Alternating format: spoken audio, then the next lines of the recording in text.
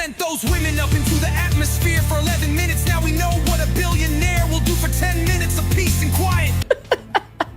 When the spacecraft cost as much as the plastic surgery. It all began as a lighthearted joke, a throwaway meme song crafted from YouTube comments poking fun at Katy Perry's peculiar space-themed collaboration with Blue Origin.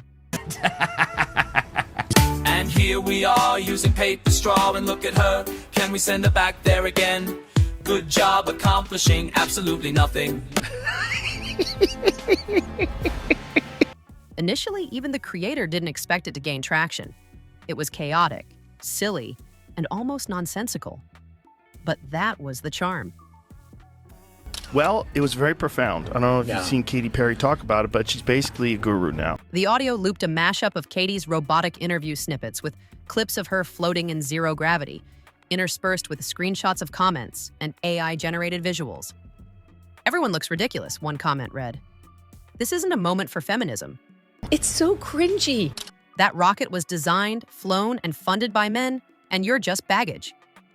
The absurdity of it all captivated the internet, and within days, it spread like wildfire across Twitter, TikTok, and Reddit. People were quoting it, remixing it, and even creating reaction duets. You look ridiculous. Everybody looks ridiculous. This isn't a moment for feminism. That's a rocket that was designed, flown, and paid for by men, and you are simply baggage on that rocket. That's all it is. Just like that, the parody skyrocketed to 10 million views, transforming from an inside joke to a viral sensation. But then, just as quickly, it vanished. "I don't want to talk about this," someone said. "We're talking about it," came the reply. "We've got girl bosses in space. It's a tremendous accomplishment." The 11-minute spaceflight was hailed as a divine feminine gift to humanity. Yet the creator's upload, which had been racking up comments like, "This is better than her last album," suddenly disappeared. I don't want to talk about this. I don't want to talk about this. We're talking about it. We got girl bosses in space, and it's a tremendous accomplishment. I'm so embarrassed to be a woman right now. The 11-minute space flight that was touted as some kind of divine feminine gift to humanity. Viewers refreshing the page were met with the dreaded video unavailable message. No explanation, no statement, just silence. That's when the rumors began. The crew who flew with Blue Origin were glamorous, but some users claimed they saw a now-deleted tweet from the creator, suggesting that certain parties weren't pleased. The crew who flew in space this week on an automated flight by Blue Origin were glam. But you cannot identify as an astronaut. Others alleged they spotted a screenshot indicating a copyright claim, though nothing was confirmed. With no official reason given, speculation ran rampant. Whispers suggested that Katy Perry's team had finally caught wind of the video and were not happy about it. Allegedly, her lawyers were involved and her PR team was working behind the scenes, possibly issuing threats. Spent no more than 4 minutes of intense pleasure up there, came back and talked about how much in love she was with it, how amazing it all was, and she's talking as if she's Neil Armstrong or Buzz Aldrin, landing on the moon, first people planting a flag. She was in space for 4 minutes. She's got longer songs than that. It's just so ridiculous the way some of the media were covering it, the way they were like self-congratulatory. They've gone next level. Katy returned from her brief space journey, gushing about how much she loved it, speaking as if she were Neil Armstrong. She was in space for 4 minutes. Critics pointed out, she has longer songs than that. The media coverage felt self-congratulatory, and fans who had been watching the views climb were baffled. I'm much better now that the ladies are back from space. Thank you for having me. What were they up there, 10 minutes? It's important as they beam this woman into outer space. Why take down something so harmless unless it was perceived as harmful? In the age of tightly controlled celebrity branding, embarrassment is the real threat. If a meme song can mock your million-dollar space stunt and gain traction, the power dynamic shifts, and not everyone is ready for that. Once the video was gone, the conversation morphed from a lighthearted song to a discussion about control. Which is super important. It shows you how quick the flight was. The dead daisy that's like snipped from its life source was still alive or still vibrant. Yeah, and it's so. Suddenly, Katy Perry wasn't laughing, at least not publicly. The question on everyone's mind was whether Katy's team had really intervened. No one had concrete proof, but when a parody song hits 10 million views mocking a celebrity's carefully curated PR moment, you can bet her team noticed. According to several users claiming insider knowledge, they did more than just notice. They allegedly sent warnings. I mean, watching Katy Perry kiss the ground when she got out, you would have sworn she'd been trapped at the space station for 3 years. I mean, it was an 11-minute journey, okay, from takeoff to touchdown. It's not like she went to Mars. Behind the scenes, the message was clear: take it down or face consequences. Some speculated that Katy's PR reps were less concerned with copyright and more furious about the tone. The idea that her multi-million-dollar partnership with Blue Origin, meant to symbolize innovation and luxury, was being reduced to a meme was unacceptable. Oprah. I thought Gayle King was bringing back some rare interplanetary minerals or something. Oprah's crying. What's she crying about? I mean, this is an 11-minute journey. It's the equivalent of driving around your neighborhood, Laura. One insider even claimed a rep called the video defamatory, though no legal filings were made public. In the court of public opinion, it's not about what's official, it's about what feels true. To fans, the video's disappearance felt like a choice made out of fear. Going to space was an incredible achievement 60 years ago, and now it's something that a YouTuber can do. The timing was telling.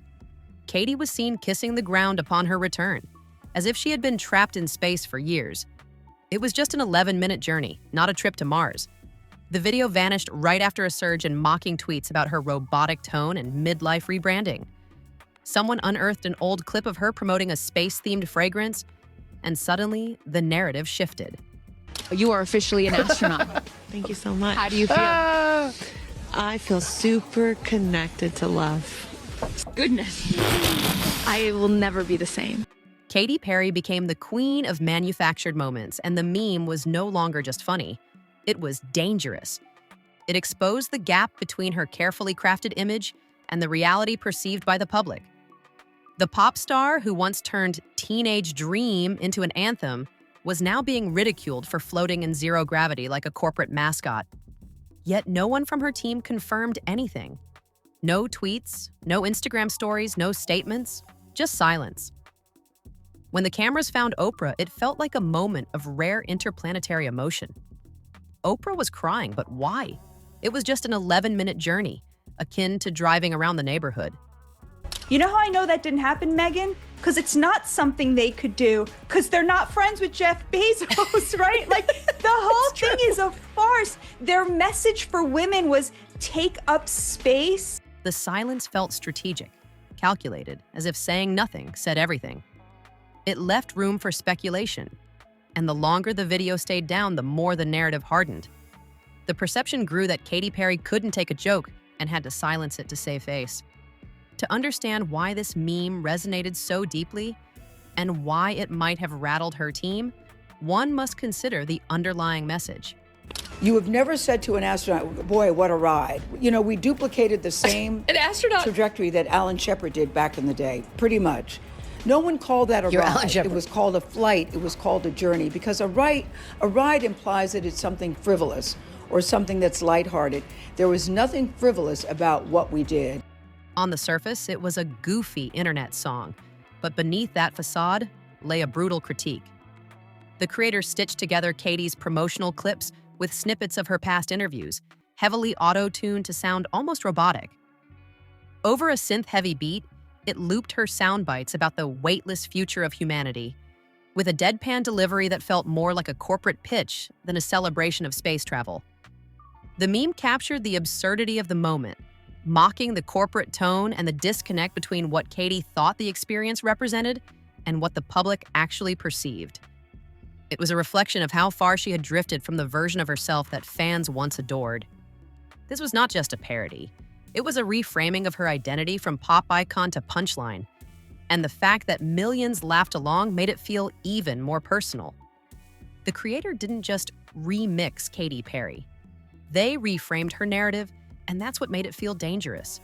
Katy Perry is not technically an astronaut right now is because none of the people in this capsule could actually operate anything. It was all being remotely controlled. So it was cool. They took a very, very expensive, very, very cool roller coaster ride that technically put them into space.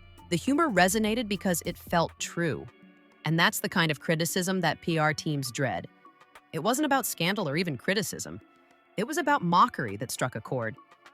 In the past, Katy's team had a history of reacting poorly to parody. The infamous left shark incident at the Super Bowl, where a backup dancer went viral for flubbing choreography, saw her camp sending cease and desist letters to creators selling left shark merchandise. Their tasks included practicing how to get into and out of the New Shepard capsule.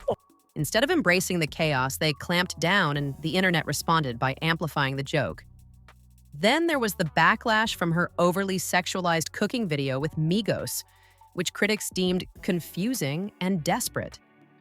Instead of pivoting or apologizing, her team over-explained, coming off as cold and out of touch. So when whispers began that Katy's team was behind the takedown of the meme song, it felt predictable. A rerun of their usual playbook. Were you ever nervous that you were going to be the next submarine implosion? Like whenever rich people go in a small vessel, it usually blows up. However, this time the internet noticed immediately. The second the video vanished, the narrative shifted from, haha, look at this funny meme, to, wow, look how hard they're trying to erase it. The takedown turned a silly meme into a movement, highlighting issues of censorship, insecurity, and celebrity fragility. TikTok creators began making reaction videos, and Twitter threads compiled every shred of alleged proof that Katy's team had pulled the strings. The backlash was not just loud, it was personal. Longtime fans began questioning her team's choices, expressing embarrassment and calling it the final nail in the PR coffin. Even neutral observers chimed in, suggesting that the whole ordeal made her seem thin-skinned and out of touch with internet culture. As the jokes proliferated, threads titled, "Katy Perry has declared war on fun" emerged, and memes of her face edited onto a spaceship dashboard with countdowns to cease and desist notices circulated. Ironically, she was trending not for her music, but for deleting a meme. The takedown may have done more damage than the meme ever could. Now the conversation shifted from the creator and the content to the perception that Katy Perry and her team reacted like it was 2006, not 2025. They seemed to believe they could control the narrative in a digital world where nothing truly disappears. The legal ambiguity surrounding the takedown only fueled the fire. While celebrities can issue takedown requests, it depends on the grounds they use. If the meme song had used actual clips of Katy's music without alteration, it might have fallen under copyright infringement. However, fans argued that it didn't sample her songs, but rather used publicly available press material, which is generally fair game under commentary and satire laws. Perhaps there wasn't a formal lawsuit, but rather an intimidating message, a reminder that continuing to circulate the video could have consequences. For a creator who had just gone viral, that might be enough to pull the plug. The ambiguity surrounding the situation only heightened the tension, leaving room for speculation about whether the creator was negotiating, scared, or even bought off. The question remains, why did this particular meme trigger such a strong reaction from Katy Perry's team? Celebrities get mocked online daily, yet this one hit a nerve. The Blue Origin stunt was meant to symbolize triumph and reinvention, but the public saw through it. They didn't see a pioneer. They saw a brand exercise, a wealthy pop star strapped to a billionaire's rocket, rec-iting buzzwords, and grinning through pre-scripted talking points. The meme song encapsulated that sentiment, mocking the corporate tone and the disconnect between what Katy thought the moment represented and what the audience actually perceived.